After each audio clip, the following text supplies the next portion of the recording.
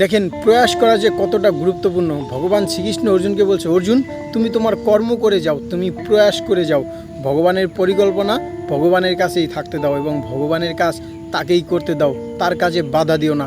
এবং দেখেন ভগবান শ্রীকৃষ্ণ মামা শকুনির প্রশংসা করতেও ভুলেনি।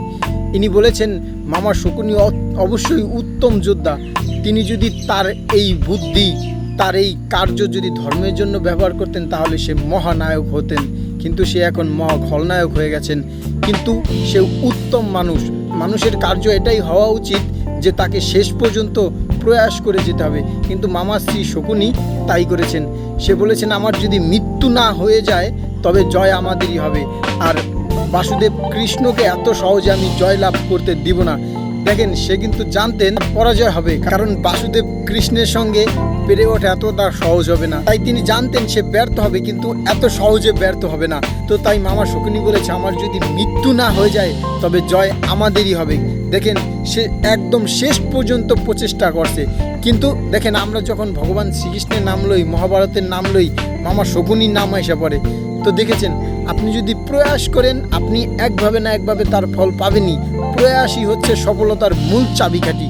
ভগবান শ্রীকৃষ্ণ বলছেন তুমি প্রয়াস করে যাও, ভগবানের পরিকল্পনা তার কাছে থাকতে দাও, তার এই নিখুঁত পরিকল্পনাকে তুমি বাধা দিও না, তুমি তোমার মতো কাজ করো, তুমি ফল পাবেই। এই যে মামা শকুনি বলেন, কর্ণ বলেন, এরা কি তাদের কর্মের ফল পায়নি? দেখেন কিন্তু আমরা মহাভারতের নাম উঠলেই অঙ্গরাজ, কর্ণ, মামা শকুনির নাম নিয়ে থাকি। দেখেন এই মামা শকুনি একদম জীবনের শেষ পর্যন্ত প্রচেষ্টা করে গেছে।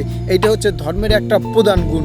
তো আপনি যদি সফল হতে চান আপনাকে প্রচেষ্টা করতেই হবে, আর প্রচেষ্টা করলে আপনি সফল হবেনই। কিন্তু এই প্রচেষ্টা করতে হবে আপনাকে ধর্মের সাথে, অধর্মের সঙ্গে প্রচেষ্টা করলে আপনি কখনো সফল হবেন না। যেমন অঙ্গরাজ, কর্ণ, মামা শকুনি বলেন, এদের থেকে আপনি শিক্ষা নিতে পারেন। এই মামা শকুনি কতটা বুদ্ধিমান ছিলেন, ভগবান শ্রীকৃষ্ণ এর প্রশংসা করছে। ভগবান শ্রীকৃষ্ণ বলছে আমি আজ পর্যন্ত এর মতো বুদ্ধিমান লোক দেখি নাই, এ অবশ্য অত্যন্ত বুদ্ধিমান লোক।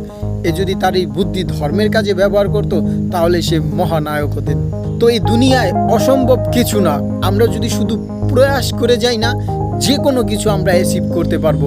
দেখেন মানুষের জীবনে অনেক সময় এরূপ পরিস্থিতি আসে, সে কি করবে সে কিছুই জানে না। আপনি টাকা বলেন কিছু থাকে না, কোনো সামর্থ্য থাকে না, তখন ভগবানের উপর ভরসা রেখেই হাসি মুখে চলতে হয়।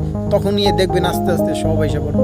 হতাশ হয়ে অনেকে আত্মহত্যা করে, বিভিন্ন রকম ক্রাইসিস করে, কিন্তু এগুলো করা যাবে না, এগুলো ধর্মের কোনো লক্ষণ না।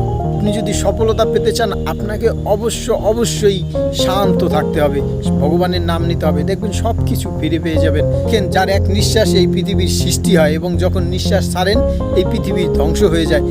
তো বুঝতে পারছেন তো তার পরিকল্পনাটা কতটা নিখুঁত হতে পারে। আপনি একটা ব্যর্থ হলে এটা হতাশ হবেন না, এটা ভগবানেরই পরিকল্পনা। আপনি যে এই কাজটায় ব্যর্থ হয়েছেন এটা তারই পরিকল্পনা।